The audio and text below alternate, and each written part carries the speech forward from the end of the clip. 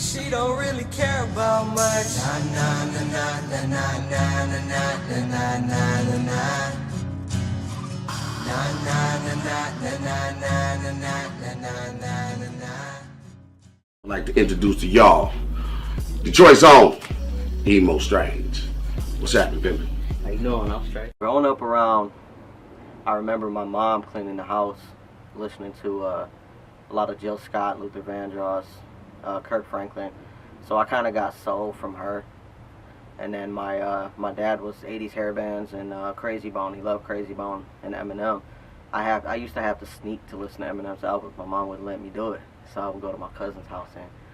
But I come from, like, both sides of my family are musically inclined. My father's side, I have some world-renowned musicians on that side, you know. And then my mother's side, my grandmother grew up playing guitar all the time. So really, it was the only thing that made me feel human when I didn't.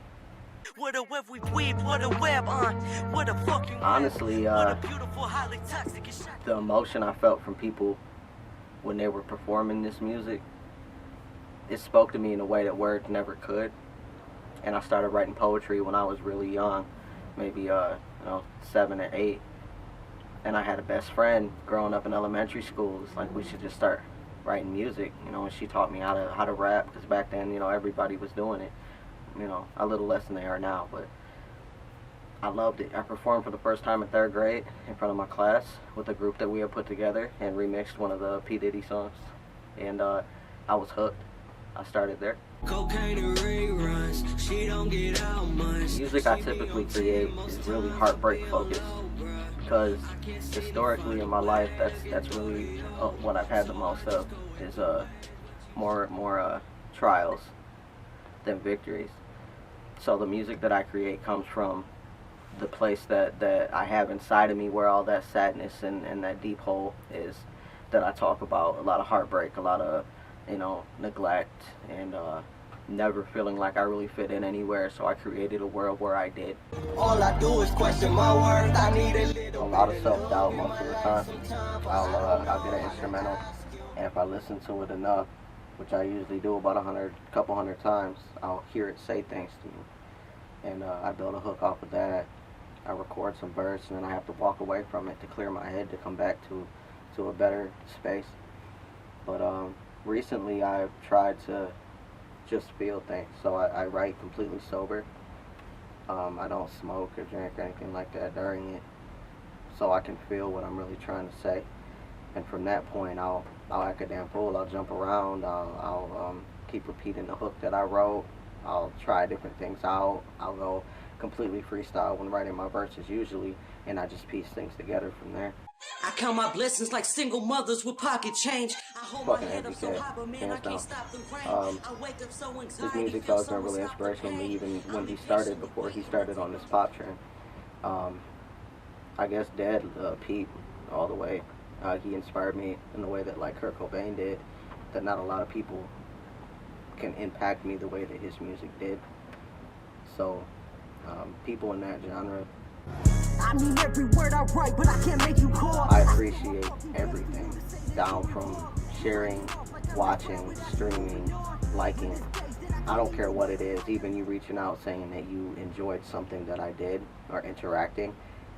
Anything like that I appreciate, because that's the kind of stuff that helps me to do this. You know, I'm gonna do it anyway, but it inspires me to get up and continuously do it. This life is full of pain, it only hurts if you let it. My family, I wouldn't be anything without the people that I have in my life. Really just being my authentic self is the main thing that I wake up and I try to do. So that would definitely have to be it. My biggest loss would have to be watching my grandfather die a couple years ago. We were all surrounding him when they unplugged him, and top 5, definitely. And the same with my grandmother, who had died 8 years ago now, 7 years ago, in August. Really, when I lost myself a few times, but there was one particular time that I didn't think I would ever recover from. Losing yourself is a different type of pain. I think this time I forgot your name. Yes, I did, huh?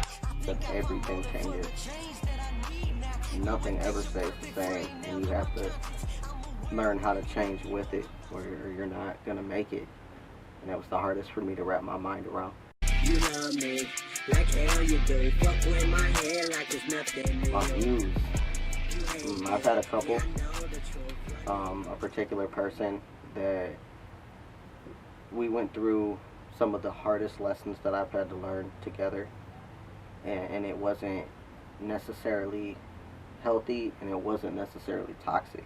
It kind of rode a middle road, and it went back and forth all the time. But that inspires a lot of my music, you know, this person. And aside from that, it'd have to be the trauma that I experienced. I mean, I tried to end my life 15 times before I became of age, and every time there was something that went wrong, or something that didn't work the way it was supposed to.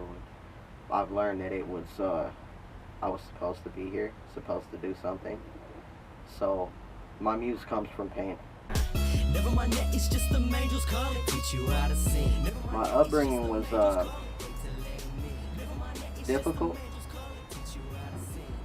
very difficult, but still we're close. I'll say that we're very very close knit, immediate family.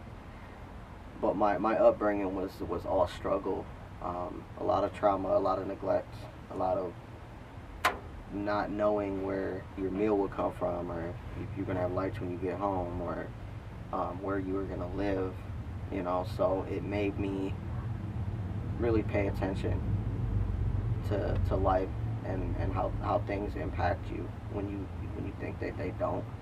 My upbringing is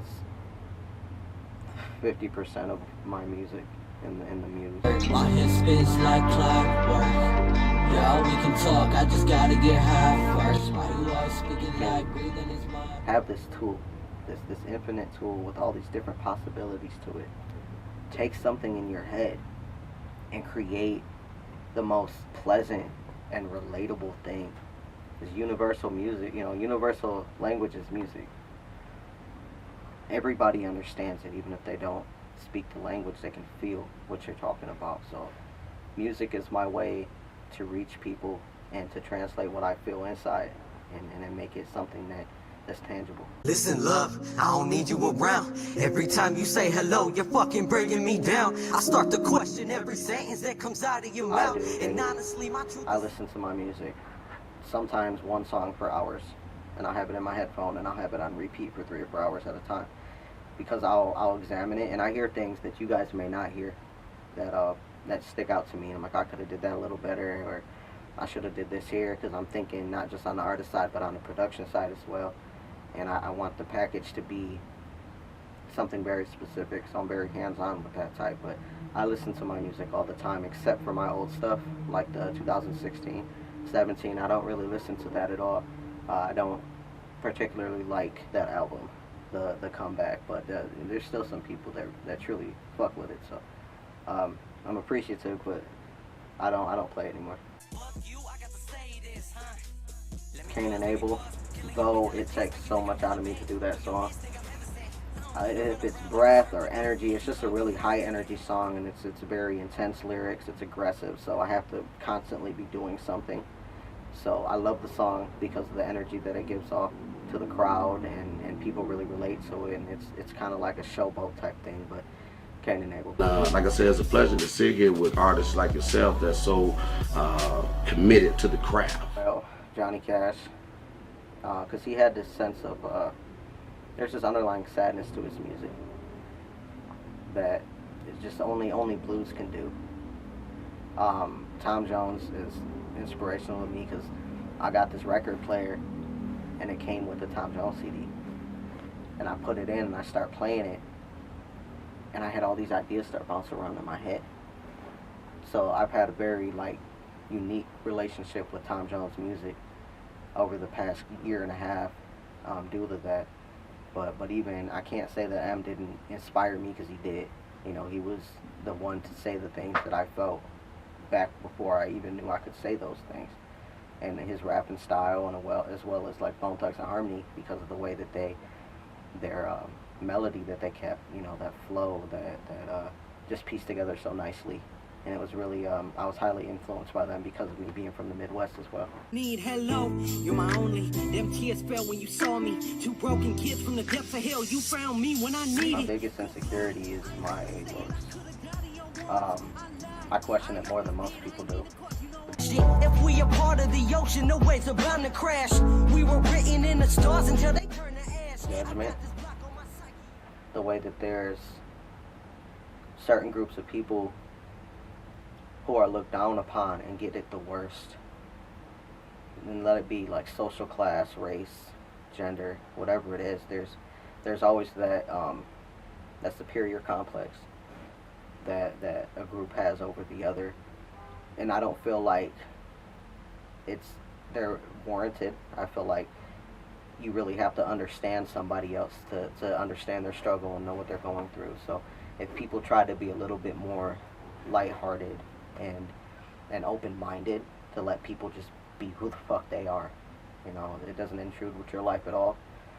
You know, I think that the world will be much better from that. 'Cause you're never there when it matters most. You say you love me, but it never shows. My favorite thing about people is the way that they think. Like, I love people, talking to people, meeting people because of their stories. Like, they can see one thing 100 different ways. And the way that their brain processes it, and the trauma they've been through, and the patterns that they repeat, that is so interesting to me. I think people are really dope, and that they aren't evil, they're just hurt, and they don't know how to get through that, so they project it on other people. You know, I don't think people are bad in any way, no matter what they've done. They're just hurt. She don't really care about much. The best advice that I have been given was a story. I was in a mental hospital when I was, one of the times that I was when I was a teenager. And there was this aide in there named Miss Sabrina. I haven't found her, but if you know who I'm talking about, tell her to hit me up. But she told me I was self-harming back then, like very severely. And she said, if you're sitting in your apartment and your kid is sitting there crying because they're hungry, are you going to cut, or are you going to find a way to feed your baby? And she told me that when I was 13, and I'd never forgotten it, and I apply it to different areas of my life. Because it's like, are you going to lay down, or are you going to fight? And that applies to everything that I do.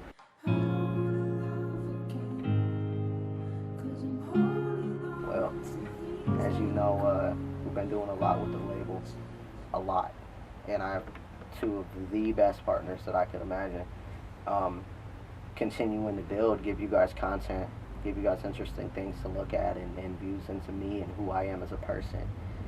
And keep on trying to reach this goal and push this message that I give, and hope that there are some people out there that feel the same way that I do, and that I can save somebody's life with a song, which was my goal.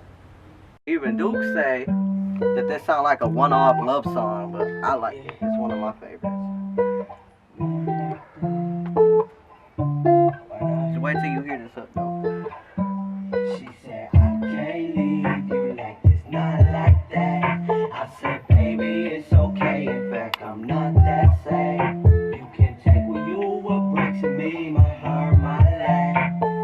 Girl, just leave that pain for me. My heart needs that. Fucking call, right? Oh, I might feel better someday, but today's not that. I don't mind if you go break me, babe, my heart needs pain. I'm gonna cry 'cause I want to, and you ain't gonna stop me feeling alive when I wanna bang. You can't tell me nothing, I'ma sleep away my fucking pain. I'll be okay when I choose to be. Worry about my damn self, I care less about history. Just carry on, I'm not okay, but I can't say that I'll never be. You may be just a face for me, but this pain keeps me company. This pain keeps me company. This pain keeps me company. You may be just a face for me, but this pain keeps me